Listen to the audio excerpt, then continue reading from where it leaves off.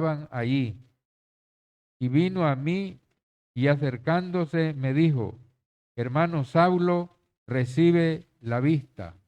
Miramos pues que se acercó a él y le dijo, ¿verdad?, que recibiera la vista. Y yo en aquella misma hora recobré la vista y lo miré. Versículo 14. Y él me dijo, el Dios de nuestros padres te ha escogido para que conozcas su voluntad y veas al justo y oigas la voz de su boca. Miramos pues que Dios lo había escogido para que él, ¿verdad?, que hiciera su voluntad, la cual era predicarle el evangelio a los gentiles, llevar el mensaje a lugares remotos, ¿verdad?, para que la gente se convirtiera, ¿verdad? Y le dice para que conozca su voluntad, para que sepa que es la voluntad de Dios agradable y perfecta, lo que él tiene que cumplir y hacer. Y veas al justo y oiga la voz de su boca, porque serás testigo suyo a todos los hombres de lo que has visto y oído. Entonces él iba a ser un testigo de los acontecimientos, de lo que había visto y oído, y entonces para que él, ¿verdad?, predique el evangelio a los gentiles. Miramos el versículo 16 que le dice, y ahora pues, ¿por qué te detienes?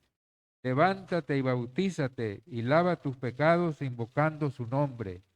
Le dice, ¿verdad?, que por qué se detienes, que él se levante y se bautice y que lave sus pecados, ¿verdad? Con la sangre de Cristo a la hora del bautismo, nuestros pecados son limpiados y son lavados, dice, invocando su nombre. Versículo 17. Y me aconteció, vuelto a Jerusalén, que orando en el templo me sobrevino un éxtasis. Miramos pues que cuando él llegó a Jerusalén, dice que estando orando en el templo, le vino un éxtasis, entró como en trance, ¿verdad? Y el versículo 18 nos dice, y le vi que me decía, date prisa y sal prontamente de Jerusalén, porque no recibirán tu testimonio por, dice, acerca de mí. Miramos pues que el Señor le dice que salga pronto de la ciudad de Jerusalén, porque no van a recibir su testimonio acerca de mí. Y entonces él dice en el versículo 19, dice, yo, yo dije, Señor, ellos saben que yo encarcelaba y azotaba en todas las sinagogas a los que creían en ti. Miramos que a él lo conocían, ¿verdad? Que era un perseguidor, ¿verdad? Que encarcelaba, ¿verdad? Y azotaba a todos los hermanos que creían en él. Por eso no le iban a recibir su testimonio los hermanos porque le tenían miedo. Y cuando se derramaba la sangre de Esteban, tu testigo, yo mismo también estaba presente y consentía en su muerte y guardaba la ropa de los que le mataban. Miramos pues, ¿verdad?, que cuando estaban apedreando a Esteban, estaba, dice en Hechos 7:58, que estaba un joven ahí, donde los que lo estaban apedreando pusieron sus ropas y él las guardaba y estaba consintiendo en su muerte con aquellos que lo mataban. Pero miramos en el versículo 21 que el Señor le dijo, ve, porque yo te enviaré lejos a los gentiles. Él tenía que ir a predicar, ¿verdad?, la palabra, el evangelio, lejos a los gentiles, para que éstos se convirtieran al Dios vivo y se apartaran de la potestad de Satanás, vinieran al reino de Dios, para que así pudieran ser salvos y conocer la verdad y tener la salvación. Dice el versículo 22 que le escucharon hasta esta palabra. Entonces alzaron la voz diciendo, quita de la tierra a tal hombre porque no conviene que viva. Cuando escucharon el testimonio que él le estaba dando de su conversión y de que le había aparecido el Señor en el camino a Damasco, que lo había rodeado una luz, lo había dejado ciego y que el Señor, ¿verdad?, lo había convencido, ¿verdad? Que él estaba contra la corriente, dando cosas contra el aguijón. Entonces, no les gustó el testimonio que él dio y gritaron, ¿verdad? A una voz, dice, entonces alzaron la voz diciendo, quita de la tierra a tal hombre, porque no conviene que viva. Y como ellos gritaban y arrojaban sus ropas y lanzaban polvo al aire, miramos pues que estaba esa multitud enfurecidos contra él, ¿verdad? Y querían matarlo. Entonces, ¿verdad? El versículo 24 nos dice que mandó el tribuno que le metieran en la fortaleza y ordenó que fuera examinado con azotes para saber por qué causa clamaban así contra él.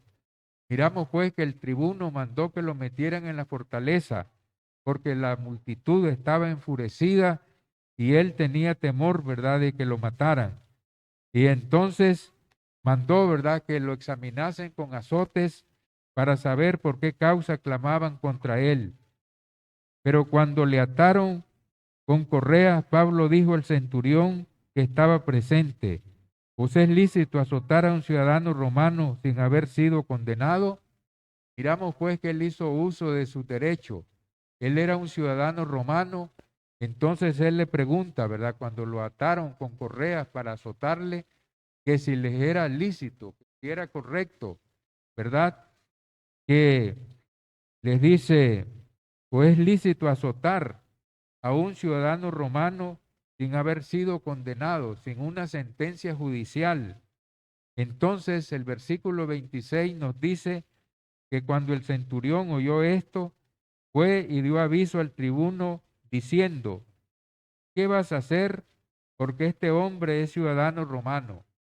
Miramos pues que ellos, ¿verdad?, que se preocuparon cuando él les dijo que era ciudadano romano y el centurión que iba a azotar a Pablo, ¿verdad?, se fue donde el tribuno y le preguntó, ¿qué vas a hacer? Porque este hombre es un ciudadano romano. Y vino el tribuno y le dijo, dime, ¿eres tú ciudadano romano? Y él le dijo, sí. Respondió el tribuno, yo con una gran suma adquirí esta ciudadanía. Entonces Pablo dijo, pero yo soy de nacimiento. Miramos pues que él había nacido, ¿verdad?, en la ciudad de Tarso, que era una ciudad, que era una provincia romana, y los que nacían ahí adquirían, ¿verdad?, por nacimiento la ciudadanía romana. Entonces miramos, ¿verdad?, lo que sucedió. En el versículo 29 nos dice que se apartaron de él los que iban a dar tormento, y aún el tribuno, al saber que era ciudadano romano, también tuvo temor por haberle atado.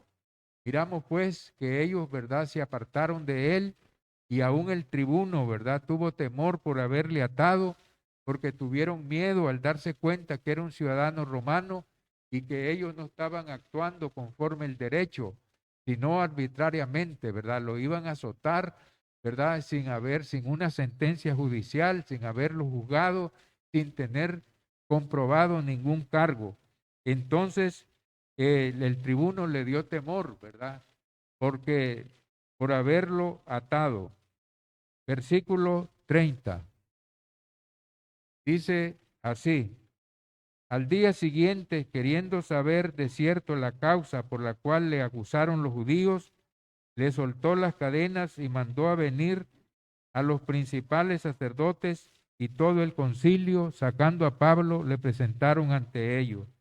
Miramos pues que al día siguiente, ¿verdad?, queriendo saber la causa por la cual le habían acusado los judíos, le soltó las cadenas y mandó a venir a los principales sacerdotes y a todo el concilio, ¿verdad? Sacando a Pablo, lo presentó ante ellos.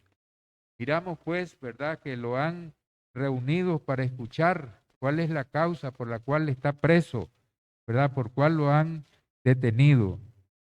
Muy bien, hemos escuchado, ¿verdad?, el capítulo 22, ¿verdad?, la defensa de Pablo ante estas personas que lo habían acusado, que lo tenían preso, lo querían matar, pero vino el centurión, ¿verdad? El tribuno, y lo apresó para protegerlo, ¿verdad? Entonces, hemos terminado el capítulo 22. Si ustedes tienen alguna pregunta o algún comentario, lo pueden hacer. ¿Tienen alguna pregunta?